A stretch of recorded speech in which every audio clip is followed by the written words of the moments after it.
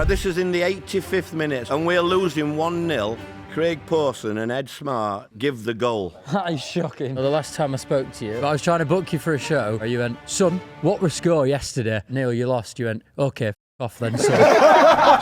And Arsene comes in my office after him, morning, and I said, hell, Arsene. I said, I can't do any more. I put a centre half in goal. Hi, everybody. It's Neil Warnock here, and it's Midnite Boxed In. I'm going to say a couple of statements, and these lads here are going to try and argue against me. Yeah, no, I'm sure you'll enjoy it by being disciplined, lads, you lads. You know, looking forward to it, anyhow. Yeah, my first statement is the best football in England is played in the Championship, not the Premier League.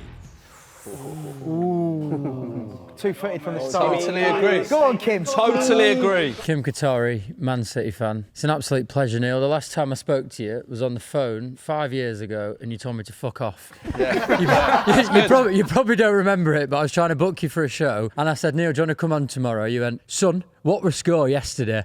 I was like, Neil, you lost. You went, okay, fuck off then, son. I can't imagine that. Hopefully this goes a little bit better. That would have than been that. a lookalike. Yeah. So tell me why you think that, first of all. Why do you believe that statement? Yeah. Only because over the last few years, and Pep knows as well, you know, at the same time, I think everybody's trying to copy Pep, and it's pass, and you start yawning and you could go to sleep. Although they are starting in the Championship, certain managers. I just think that they've lost a little bit of that excitement, mate, which I think the Championship gives you, because the bottom of the league can always beat the top of the league in the Championship. I don't see that in the Premier League now. I think it's very, very much top six and then the rest, if you know what I mean. Yeah, 100%. There is a man who I respect quite greatly, a former Championship manager, who I'll just play it. He said this when he got promoted to the Premier League. One or two things thrown at us next season, but hey-ho. It's better than playing in Championship, isn't it? Oh, it's better than playing in Championship, isn't it? That's a certain Neil Warnock. When you get to 77, you forget what you've said in the past. You know, it's one of them things. I've been lucky to get the promotions and be in the Premier League. Not had much luck in the Premier League either. But as I said, it's just the passing. Negativity for the sake of it. Goalies think they're Beckenbauer. I know you lads might not know who Beckenbauer is, like. We will. And I just think it misses that excitement on top of VAR, which we're not talking about. But everything seems to be lessened for the excitement, whereas I think the Championship, the tackles still fly in and headers still fly in, and you know, the goalie kicks the ball to halfway line, even though I know Arsenal have been doing that a bit this year. I just think it's got that other, what I have always been brought up with, exciting football, really. But do you not think that a lot of people, especially kids who watch football, they want to see the superstars, they want to see the best players play, they want to see players with a lot more ability, which in the Premier League, undoubtedly in fact, all of those players will be at a higher standard of those in the Championship? Yes and no, really. I mean, if I'm a kid and I want to watch the top players, I'd probably video it, and you'd probably get 3 or 4 minutes of that player in a Premiership game. Yes, there's so much ability in these top players. I mean, you know, you've seen the World Cup. Even though the World Cup I fell asleep twice, you know, it's one of them things. I just think that for all the quality that there is, I don't think we show it enough in the areas. I think we delay it too long.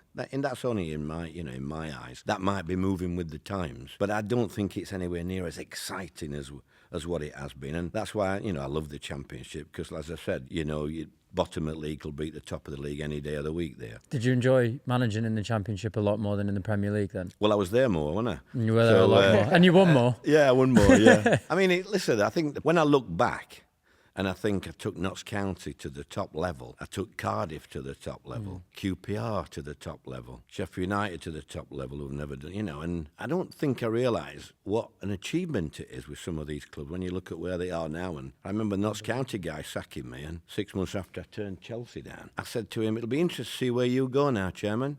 Sacking me like this, and it ended up in non-league. Why did you turn Chelsea down? It didn't seem right at the time with the owner down there. Ken Bates was, he'd done a lot of good for them, but at the same time. But I went down to see him twice, and he left early on one of the occasions and left me with his chief exec. And I thought, well, if he hasn't got time to stay until I'm committed to myself. So if we're agreed that Premier League players and Premier League teams have better players, how can the Premier League be as entertaining as the Championship? Hey, listen, only because I just think it's more in my kind of football. It's more, not, I'm going to say direct, but we try and get there in 4 or 5 passes rather than 15, 20. Do you think we'll get to a stage where the Premier League can be that exciting again, or do you think we've got past that point? Well, you know, I love Pep. He's the best manager in my lifetime by an absolute mile. And he brought this football in here. But trouble is, everybody thinks they can copy that. But the players he's got are unbelievable. I mean, I know he's left now, but he's brought players in that this guy, I mean, he must think he's won the Christmas lottery, this Maresca. Because the players he brought in, they'll be pushing again now this year, you know. Yeah. And he's turned it completely around. But because of him, everybody thinks that they're the goalkeeper is a centre half and the full-backs, and they do that. And, you know, I mean, I watched a couple of clubs over the last few years try and copy that. Who? Well, I remember watching Southampton when they were in Premier League. Are you with me? And unfortunately, you can't, you know, when you've got people like at Liverpool, like Mo Salah and them, closing you down at a club like that, and they pick the ball up 30, 40 yards from goal, then they are the best players, and that's where they cause you problems. Whereas, you know, I just felt Southampton and a few more teams last year should have played balls to the halfway line and got the second ball from there and then played, because they weren't good enough to pass it out from the back. But would you not argue then maybe over the last couple of years from the teams who've come up from the Championship, thinking like your Burnleys under Vincent Kompany and Scott Parker, or Ipswich under Kieran McKenna, they've won the league and they've been the best team in that league because they've actually played the Pep style of football, the style of possession, rather than being pragmatic? Yeah, I think so, to a point. Yeah, you've got a point. I just think even those clubs that you've mentioned couldn't do it in the Premier League. So why don't they change? Why didn't they try it in a halfway line out to get a ball and play the second ball? Because the other teams were better than them when they picked the ball up off the mistakes at edge of their own box, and they scored goals. But nobody learned. Whereas I think you've got to learn by your mistakes in football. And so I think it'll go the other way. I mean, I loved it last year watching Arsenal. Did you? Bloody, I loved it. I didn't like watching them, sorry, no. I loved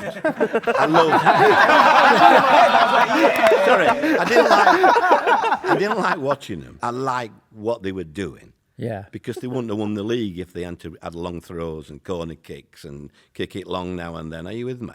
And so because Arsenal did it, everybody's thinking, oh, we can do it now. Are you with me? Yeah. It's not rocket science. It isn't rocket science. You know, they had to change to win the league, and that's what they did.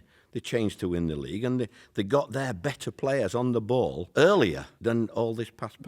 Still did that at times, I know they did. But I thought it was good to see how they changed at that, you know, and I had to laugh when, you know, when you've got centre-halves coming up for a long... I mean, I used to watch games last year, especially West Ham, you know what I mean? They're losing in the 90th minute. They're losing, and they've got a long throw or a free kick in the opponent's half. And I'm thinking, they're 1-0 down, 90th minute.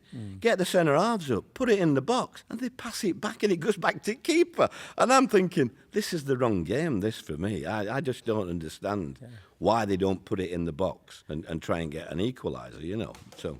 I mean, I don't really have much else to say because I do agree with you. I just wanted to chat to you. But you did say, you sort of contradicted yourself a little bit, because you did say that Arsenal played more similar to a style of team that would play in the Championship, but then said that you didn't enjoy watching them. I don't think they did it as good as what the Championship teams do. Does that make sense, that? I know they've won the league. Yeah. But, I mean, I didn't enjoy watching Arsenal win the league. No. Whereas, you know, and I think it's listen. I think it's. I'm pleased for Arteta because he's a nice bloke and he's had some rubbish. But I remember when Wenger got sacked. Well, not sacked, but when he left, because they wanted him to leave. They were all on his back, but it took them years to get where they are now. Because you've got to be careful what you wish for in football. Very, very careful what you wish for. Because sometimes it's not as good as what you think it's going to be. And you know, you lads, you pay your money, so you're quite right. You can be critical of your own teams at times. But like I say, I was pleased that they won the league. But I think they'll find it difficult to win it again. Who's your pick then this year? Well, if Pep was there, I'd say Man City, but not now. I mean, it's a toss of a coin, I think. Do you not rate Maresca then? Well, I just think that Pep knows all the ins and outs of them teams. Are you with me? Yeah.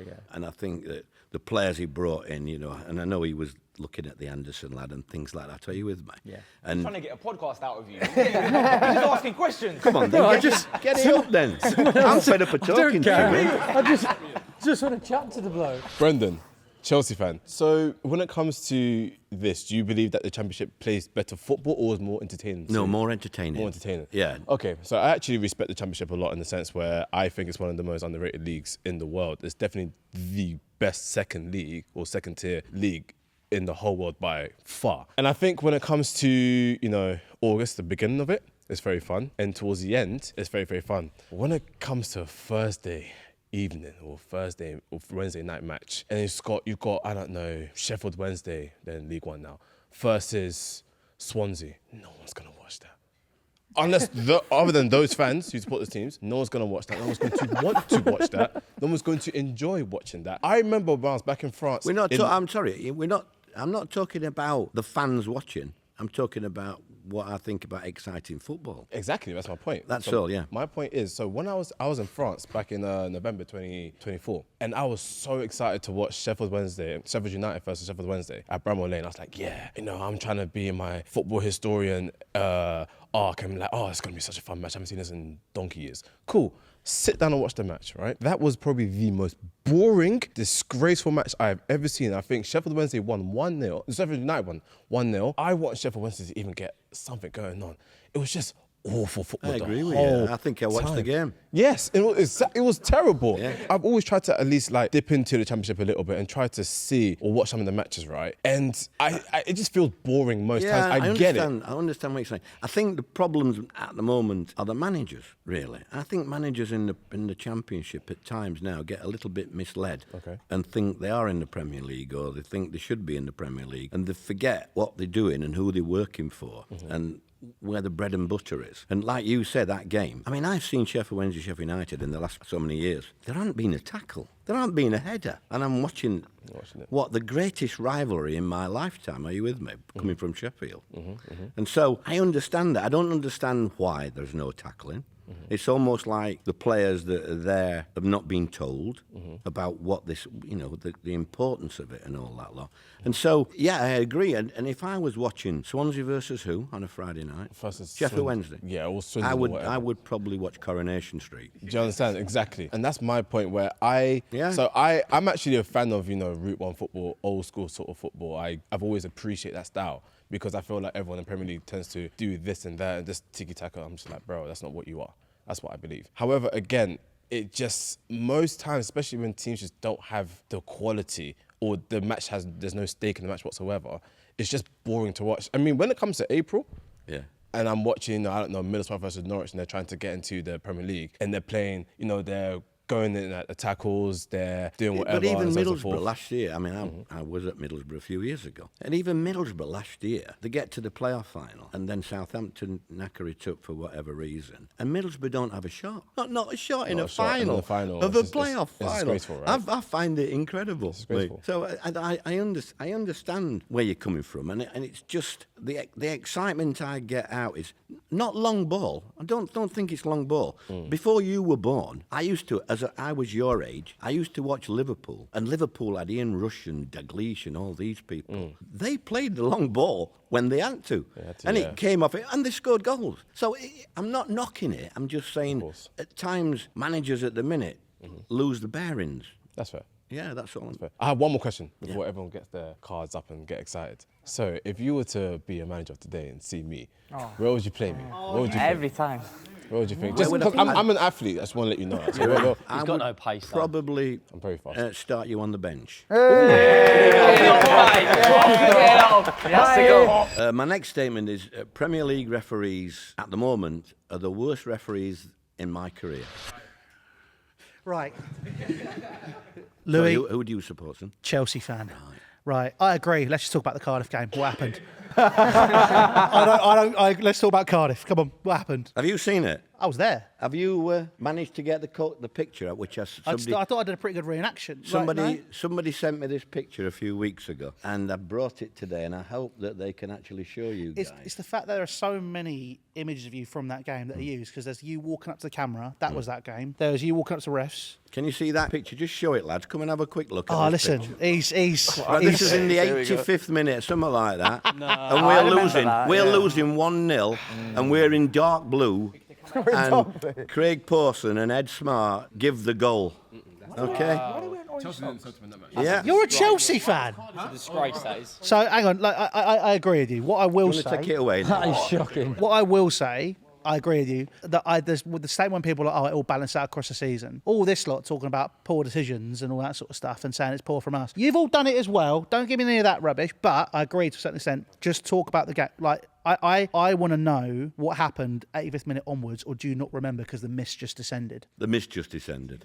The thing is, I remember I went into the referee's room after the game because we got beat. They scored in the 95th minute as well, or something like that. But that killed us.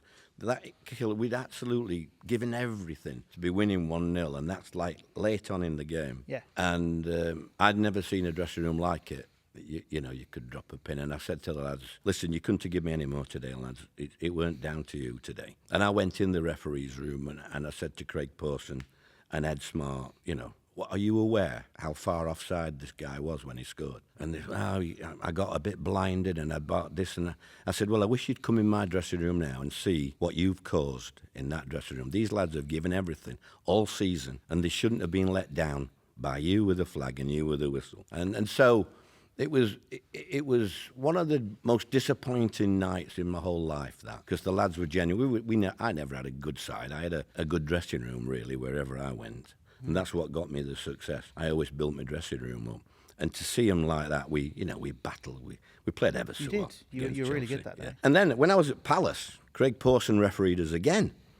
And I remember Scott Dan getting booked early doors. Yeah. For nothing really, back towel. And then I remember John Terry getting booked. Not getting booked, sorry. Doing something worse, but putting his arm round Craig Pawson. Oh, no, and all this, that, and all that nice chat. Got away with it. And I said in the dressing after the game, listen, you've only got to look early doors when Scott Dan got booked for that. And then John Terry does something worse. Then there's something wrong. My lad would have got booked for what John Terry said. And I think that cost me 15 grand.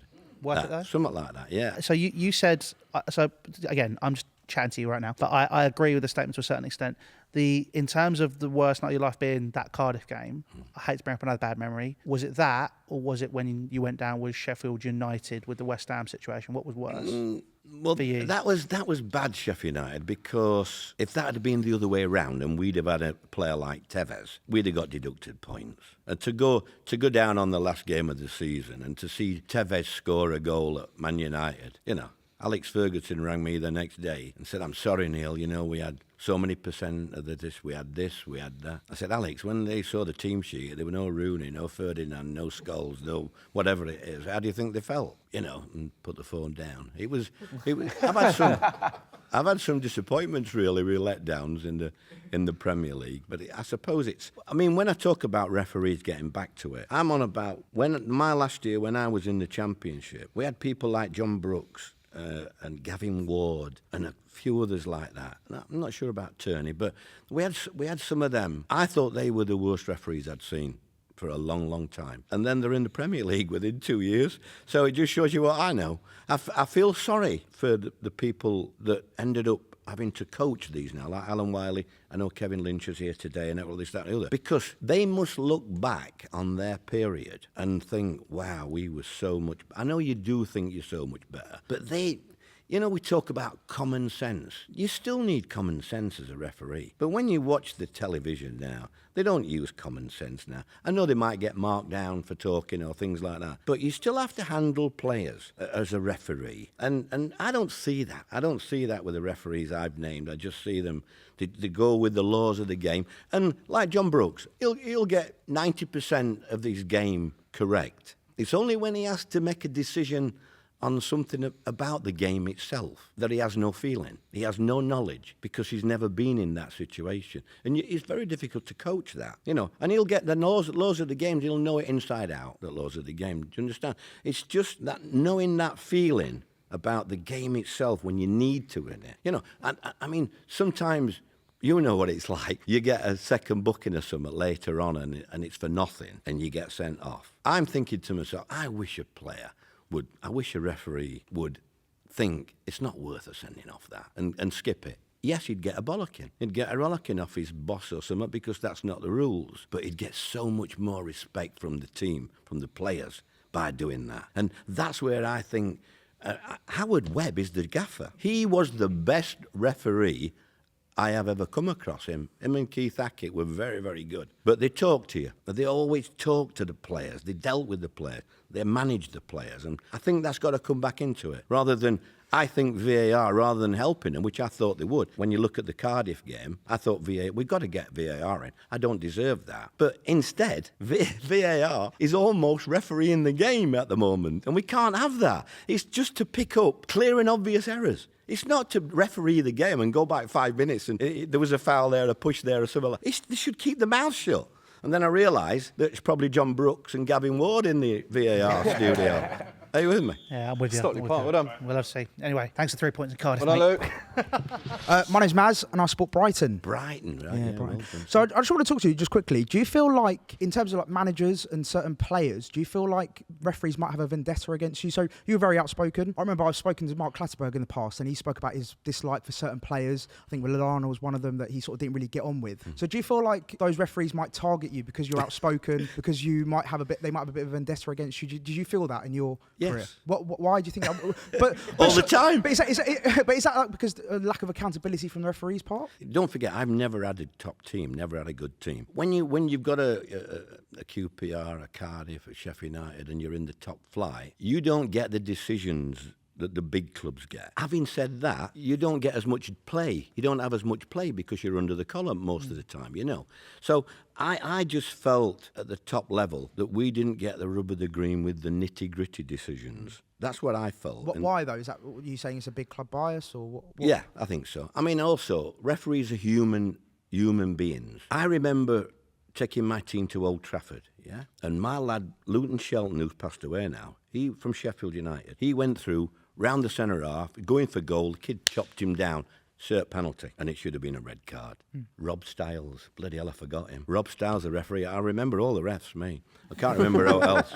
So, he didn't give it. So after the game, I goes up, Alex, I invite you up. We lost 1-0 or 2-1, something like that. And I said to him, Alex, what about that? That was a sending off, wasn't it? And a penalty. Aye, son, he said, you done get 'em here. And you don't. You don't get penalties that you get everywhere else. So they would genuinely say that to you, like behind closed doors. Yeah, of course you would. Huh? But could you not report them? Could you not like get some? No. You're not going to snitch on Sir Alex. But surely, if you're so upset about these decisions, No. do you not want to get that eradicated from? Now, listen, you How else do you go about it then? You get to understand when you go up with a little team that you're not going to get the average decisions that other teams But get. why is that acceptable though? Well, it's not acceptable, but it's human nature. Because when referees are refereeing in front of 60,000, 50,000, and they're all baying for him, bloody hell, it takes some doing. You know, I've been waiting ages for somebody to go across to the VAR monitor and say, no, I stick to my decision. I thought, thank God for that. It's happened this year, didn't it? Yeah, Once. yeah. You probably got a bollocking for it. But that's what I want. I want people in a studio telling the referees to go back to so and so. Yeah, if it's clear and obvious, we all know if it's clear. I mean, you're all here now. I would not have a clue about the handball situation. Not have a clue about it. I look at some of it and I think, well, that's not handball, penalty. and it's all. I wouldn't have a clue, me. So unless they change that to make it a little bit more easier for us normal people watching it, it's just. So I don't know how they're coping. I mean, VAR seem to be giving more penalties than what referees are because of this rule, and they're told about this. But I've always thought, why don't they have a VAR independent group of people, some that's played the game? My final statement is, if a manager's making notes during the game, he hasn't got a clue. All right, Emmanuel, Arsenal fan, first of all. He doesn't write down notes, Arteta, does he? He does sometimes, to be fair. Arteta writes I've notes, so never that's seen already him. one. There's video evidence, there's footage as well. Okay, When you okay. put the statement, I thought, you know what, let me check just to make sure. Yeah. Who would you say, in your opinion, are probably the best English managers of all time? Even if we can go back to like 70s, 80s, whatever you want. Well, I think Pep's been the current, for me. Like English managers. Oh, English managers. managers. Well, I mean, in my lifetime, you know, you're talking about Bobby Robson and people like Brian. I mean, Brian Clough was the best for me. Oh, the best? Yeah, I was lucky. English, because I was lucky I took over as a young manager at Notts County. So I had a few lunches with him over at the City Ground and at the pub he used to frequent. And so it was good knowing him. The reason I asked that question is because I recall, I'm someone that obviously, one of my favourite players growing up was Stanley Matthews. And so I've been watching football for quite some time, you know. And I recall Brian Clough in his Forest days. Sometimes he'll delegate to Peter Taylor, but sometimes he'd have a little notebook writing notes before half-time. Yeah. And I think it's important to do it because sometimes, you know, 45-minute half, there's so much happening. It's important to make a little note. Maybe it might be about set pieces. Maybe there's a certain area that's being, you know, exploited. Sometimes you want to write notes so that at half-time, you know exactly what you're going to say. You've only got 15 minutes. Say what you want to say. I Does agree. Brian Clough not have a clue? I agree with that, but what Brian Clough used to write on his notepad is, must get a bottle of gin tonight and a packet of crisps. But that's not what he's saying to the players. And a packet of crisps and a bit of this. That's what he used to write down. And he used to give it to Peter Taylor to go and get it in. Not half-time. Listen, my biggest one last year, lads, and I'm sure that the lads, I know you mentioned somebody, but I'm watching Man United play Grimsby Town. That is where I'm going to agree with you on that part. Oh, my God. And I'm watching that away from home at Grimsby, and I'm watching Amarin With a tactics looking board. on the screen and with a board, a tactic board, and I'm thinking, God almighty, what on earth is it happening? I mean, why would you let the cameras see you at Grimsby Town with a bloody tactic board? And he's got another good job, hasn't he, apparently, hasn't he? Yeah, he's over at Milan. The thing is, so on that part, I definitely agree with you. I think doing that kind of thing with the last 10 minutes, or again, against Grimsby, no disrespect to them, or we've seen, you know, Liam Rossinho at Chelsea, again, there's 5 minutes to go, you're like 5 goals down, you're not going to do anything. But I do believe someone like, you mentioned United, Jose, I'd argue is probably a top 3 or 4 Prem manager ever. He was consistently writing notes, basically every single game. Jose Mourinho. Yeah. Jose Mourinho. He was writing notes every single game. See, I think sometimes you're writing notes for the camera. Whether it's because I was fortunate that I'd got a good memory regarding 45 minutes. Are you with me? Yeah. About what I could. And then I used to go into the dressing room, see if everybody was all right, injury-wise, etc. Then I'd go in the shower. Not in the shower, but I'd go and stand in the shower, and my assistant would come in. And I would tell him what I'm going to tell, and is there anything I've forgot? And if he'd got anything else, he'd come in and just give me an idea. Are you with me? And I just, it's either for somebody who's got a bad memory, I think, writing stuff down. I do agree with you. There might be times where you've got to do, but I think it's more for the camera than it is for the dressing room, that writing notes. But do you think Jose needs, like, we know Jose, he has the quotes, he has everything already. Obviously, he's someone that is definitely a person who loves the camera, but I do believe he had so much success at most of the clubs he's been to. Obviously, there's one club he went to and it didn't really, work out we're not talking about Spurs. in Spurs. But in general, I think that has been something that's benefited him. I don't think you'd keep up a gimmick for like 20 years, consistently writing notes. If Jose did it, and he did it, and you can't complain because he's been successful. I got on really well with Jose, and I was really glad. I told him when I was at Sheffield United, thank God he's had his hair cut. My missus thought he was such a handsome 05, 06 times. and he looked a bit ugly anyway, long with short hair and all that. So I was pleased he had his hair cut on there. But I think in general, I don't think it's something that I would recommend to managers doing. If I'm honest, I do think it's for a bit of a show. But if not everyone has maybe the same memory No, as you're you. right. You're right. You know, some people just want to write notes again, set pieces, substitutions, maybe timings Thanks, lads. and whatnot. Thank you, lads. He was getting cooked. Thank you, lads. He was getting cooked. My name is Dev, and I'm a Manchester United fan, and I kind of want to use a bit of what Emmanuel was saying towards the end, but also I think the sort of stigma around note-taking, if there is one, is almost as if they're writing down every single bit of information because they rely on it completely to relay exactly what's been said, exactly like almost word for word color coding. And I do understand when it's like a full-on pucker pad and they are color coded, it looks stupid. I understand that, but I think what it's there to do is that one, some managers just don't have the right memory. Either something's happened in the first minute that could happen in the 90th, and it's just kind of almost prioritizing what needs to be said at halftime. So to have just everything there, at least then you have the information to go and put it out. Some tend to rely on their assistants, but again, you want to see it with your own eyes. That's why you're the manager. But also, the game at the minute has gone so style-based, and I think almost it's not just the style of the team, but also the style of the personality of the manager. Yeah, I'd agree with so that. sometimes, when you say the gimmick, sometimes it could be a bit of a mind game thinking, well, that manager's going to change something, and it plants a bit of a seed of doubt in your own head thinking a change is happening when they could just be writing what Brian Clough is writing. So I think there is that sort of element where a manager manager can either, if they're using it because they're refreshing themselves on the laws of the game or refreshing themselves on things they should already kind of have up there, I can kind of take your point. But I think where I struggle is where there are managers who need to just remember certain bits. But that they might nowadays, forget. what you forget nowadays is data. Yeah. Everything is data now, isn't it? Yeah. I always talk about Pep. And last time I went there, I went to watch him for 2 days. And the second day they were training. Yeah. And they trained intensely at Man City. And he said to me before the training session, Neil, will you say a few words to the team? I said, what do you mean? He said, will you just say a few words? Right, if you want. So he got him across, you know. Haaland come across, could I have a selfie with you after and all that, you know. And I bet you said no, didn't you? But they come across, and I thought, what am I going to say? And they were all there, and I said, well, lads, I bet you're fucking glad I'm not your manager. You'll be chasing the ball from there to fucking there, heading it, kicking it, you know. And we had I said a few more funny things.